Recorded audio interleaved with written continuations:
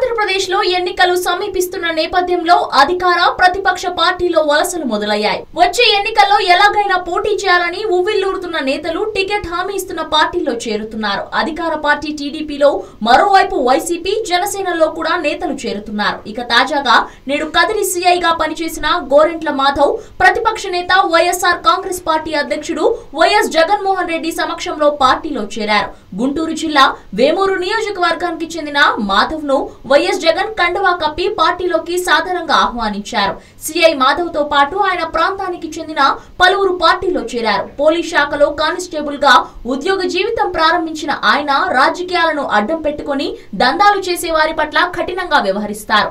ఆ కమిట్మెంట్, నిజాయితీలే ఆయనకు ప్రజల్లో ఎక్కడలేని క్రేజ్ తెచ్చిపెట్టాయి. వైఎస్ జగన్ సుదీర్ఘ పాదయాత్రతో రాజకీయాల వైపు ఆకర్షితులైన ఆయన తన ఉద్యోగానికి రాజీనామా చేసి పార్టీలో చేరారు. ఈ సందర్భంగా ఆయన మాట్లాడుతూ వైఎస్ఆర్ కాంగ్రెస్ పార్టీలో చేరడం చాలా సంతోషంగా ఉందన్నారు. బడుగు బలహీన వర్గాలకు పార్టీని చేరువ కావడానికి కృషి చేస్తానని, అనంతపురం జిల్లాలో పార్టీని బలోపేతం చేస్తానన్నారు. కొన్ని రోజుల క్రితం తాడిపత్రిలోని ప్రబోధానంద ఆశ్రమ వివాద నేపథ్యంలో జేసీ పోలీసులు హిజ్రాల్లా వ్యవహరిస్తున్నారని కామెంట్ చేశారు. ఈ వ్యాఖ్యలకు తీవ్రంగా స్పందించిన సీఐ గోరెంట్ల మాధవ్ నోరు అదుపులో పెట్టుకోవాలని, ఇష్టం వచ్చినట్లు మాట్లాడితే నాలుక కోస్తామని హెచ్చరించిన సంగతి తెలిసిందే. హలో, మిమ్మల్నే యోయో టీవీ యాప్ డౌన్లోడ్ చేసుకున్నారా? ఇంకా లేదా?